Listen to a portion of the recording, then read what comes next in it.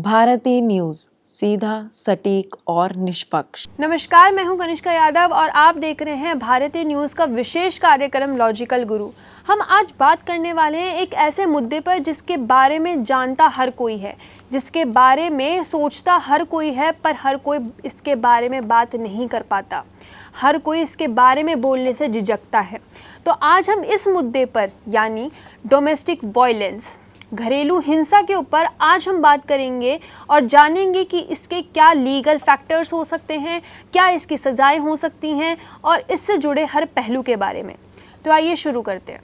घरेलू हिंसा का मतलब होता है घर के अंदर होने वाली हिंसा या दुर्व्यवहार, जो किसी के भी साथ हो सकता है। वो कोई भी सदस्य हो सकता है परिवार का, चाहे वो पत्नी हो, पति हो, बच्चे हो या बुजुर्ग हो। यह एक गंभीर सामाजिक समस्या है जो हमारे समाज की सुरक्षा और समृद्धि को प्रभावित करती है। घरेलू हिंसा का मतलब केवल शारीरिक हिंसा ही नहीं, इसमें मानसिकता, भावनात्मक और आर्थिक हिंसा भी शामिल होती है। शारीरिक हिंसा में किसी को पीटना, मारना, चोट पहुंचाना आदि शामिल है।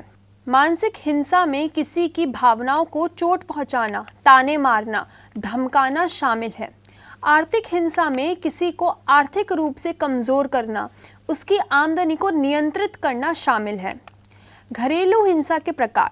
शारीरिक हिंसा, इसमें किसी को हाथ पैर मारना, चोट पहुंचाना या शारीरिक रूप से पीटना शामिल होता है। यह सबसे स्पष्ट प्रकार की हिंसा है और इसके निशान आसानी से देखे जा सकते हैं। मानसिक हिंसा या भावनात्मक हिंसा, इसमें किसी के आत्मसम्मान को नुकसान पहुंचाना, ताने मारना या उससे असहाय महसूस कराना शामिल होता है। यह हिंसा इतनी गहरी हो सकती है कि इसके निशान शारीरिक रूप से दिखाई नहीं देते, लेकिन इसका प्रभाव मानसिक स्वास्थ्य पर गंभीर हो सकता है। आर्थिक हिंसा, इसमें किसी की कमाई को नियंत्रित करना, उसे आर्थिक रूप से निर्भर बनाना या उसके व्यक्तित्व स्वतंत्रता को सीमित करना शामिल है।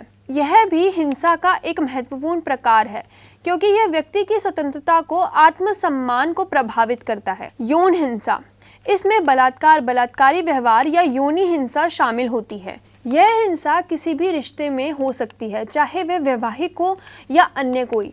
घरेलू हिंसा के कारण। घरेलू हिंसा के कई कारण हो सकते हैं। इनमें कुछ प्रमुख कारण हैं। सांस्कृतिक और सामाजिक मान्यताएं। कुछ समाजों में हिंसा को स्वीकार किया जाता है और इसे परंपरागत व्यवहार के रूप में दिखाया जाता है। यह गलत मान्यता हिंसा को बढ़ावा देती है। शिक्षा की कमी। यदि लोगों को अधिकारों और हिंसा के प्रभाव के बारे में सही जानकारी नहीं होती तो वह हिंसा को सामान्य मान सकते हैं। आर्थिक तनाव। आर्थिक समस्या और बेरोजगारी भी घरेलू हिंसा का कारण बन सकती है।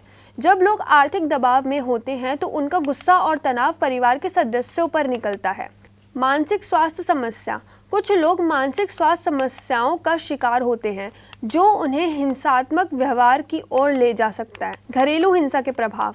घरेलू हिंसा का प्रभाव केवल शारीरिक ही नहीं बल्कि मानसिक और सामाजिक भी होता है।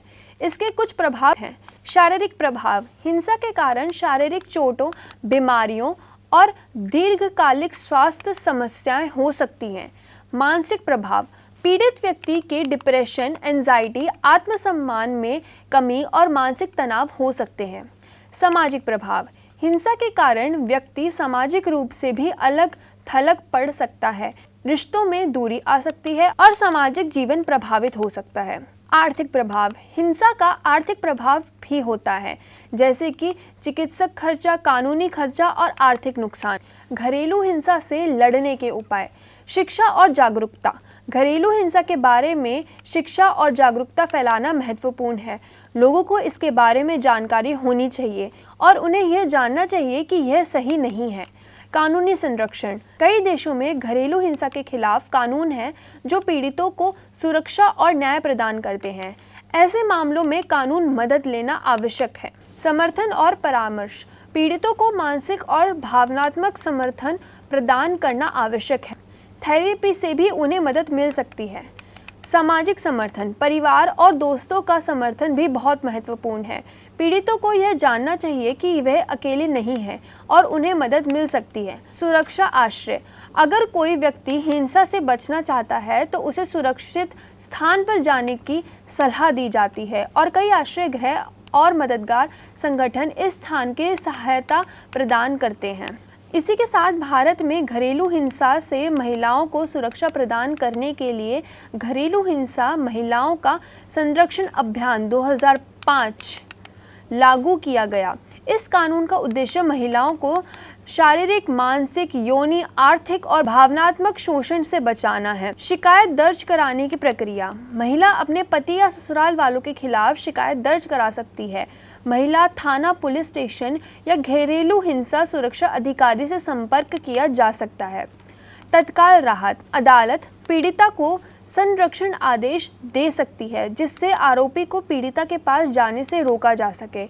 अदालत पीड़िता को आर्थिक मदद देने का आदेश भी दे सकती है। रहने का अधिकार। महिला को उसके पति के घर में रहने का अधिकार होता है, भले ही वह घर उसके नाम पर हो या ना हो। बच्चों की कस्टडी। यदि बच्चे हैं तो अदालत बच्चों की देखभाल और उनकी कस्टडी पर भी निर्णय ले सकती है। यह कानून महिलाओं को सुरक्षित और सम्मानजनक जीवन जीने का अधिकार देता है।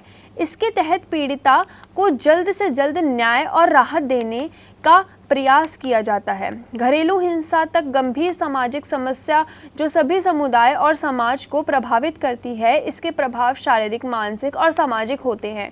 इसके खिलाफ लड़ाई में शिक्षा, कानूनी संरक्षण और सामाजिक समर्थन की बहुत महत्वपूर्ण भूमिका है। हमें मिलकर इस समस्या को सुलझाने की दिशा में काम करना चाहिए ताकि हर व्यक्ति को सुरक्षित और सम्मानजनक जीवन जीने का अधिकार मिल सके।